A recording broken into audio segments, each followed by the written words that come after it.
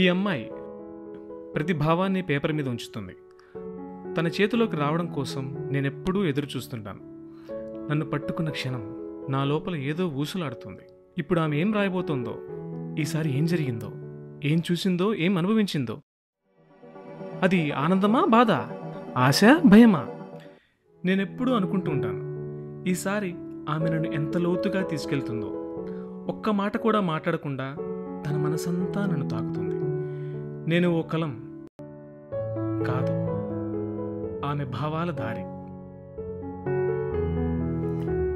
ఆమెకి ఓ అలవాటు ఉంది. జీవితంలో ఏది జరిగినా అది మంచిదా చెడ్డదా అనే తేడా లేకుండా అన్నీ రాస్తుంది. రాయడం ఆమెకు శ్వాస లాంటిది. లోపల ఊపిరాడకపోయినా ఈ పేజీలపై మాటలు పుట్టిస్తూనే ఉంటుంది. తన కష్టాలను బాధలను సైతం రాస్తుంది.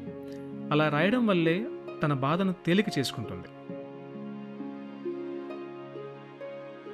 ఒక్కోసారి ఆమె రాస్తూ నన్ను బాధతో తడిపేస్తుంది.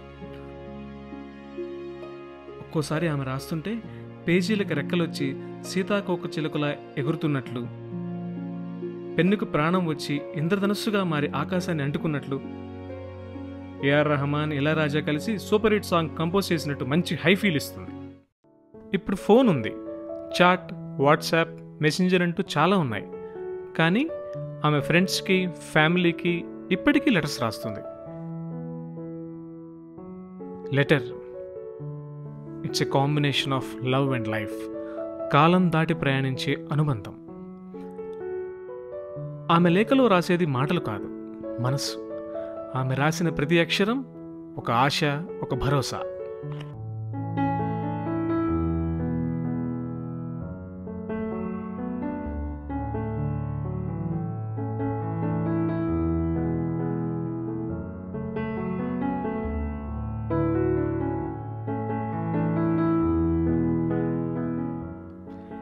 మనం ఎవరికైనా ఫోన్లో భరోసా ఇస్తే అది కొన్ని నిమిషాలే.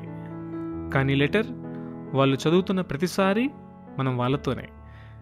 They can carry it and feel us with them.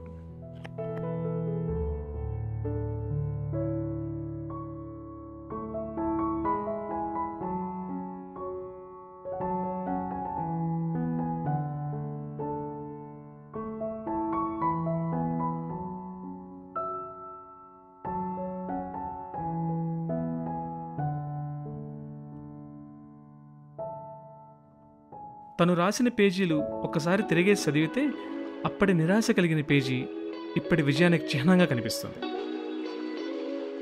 మంచి రోజులు మనల్ని బలంగా గుర్తు చేస్తాయి. చెడు రోజులు మన బలాన్ని గుర్తు చేస్తాయి.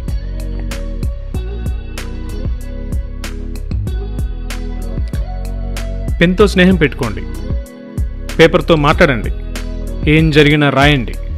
అది బాధను తగ్గిస్తూ అనుభవాన్ని నిలిపేస్తుంది. గతాన్ని చూపిస్తూ భవిష్యత్తుకు బలాన్ని ఇస్తుంది. ఇది ఒక జ్ఞాపకం కాదు, ఇది మీలోని మీరు. కాబట్టి ఈ రోజు నుంచి నాతో స్నేహం పెట్టుకోండి. Let the pen be your good friend.